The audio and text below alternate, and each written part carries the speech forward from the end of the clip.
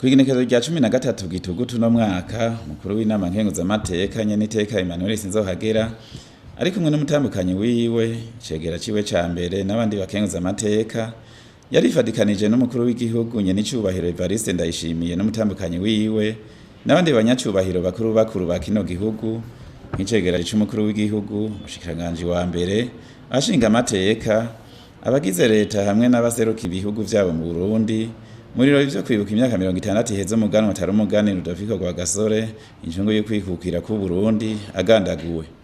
Ivyo birori vyabereye mu gisagara ca Bujumbura, bikaba vyuguruwe n'inkuka y'imisa yabereye kuri Katedrale Regina Mundi. Mu nyigisho ziwe, Patiri Felix Fupi yarongoye Paruwase Regina Mundi, ari nawe yari yaserukiye musenyeri mukuru yari yafatiriwe n'ayandi mabanga, yahanuye abanyacubahiro gusengera ubwitonzi bwabo no guhitamwo abahanuzi baratinya kubabwira ukuri. Ivyo birori vyabandanirije ku musozi wa Vugizo, hari ntatemwa ya Rwagasore, aho abo banyacubahiro bari bagiye gushira ingori z'amashurwe kuri iyo ntatemwa. Hakaba hatanguye umukuru w'igihugu n'umutambukanyi wiwe, hakurikira abaserukira ibihugu vyabo mu Burundi, hanyuma abaserukira umuryango wa Rwagasore, hahereza abaserukira imigambwe yemewe n'amategeko mu Burundi.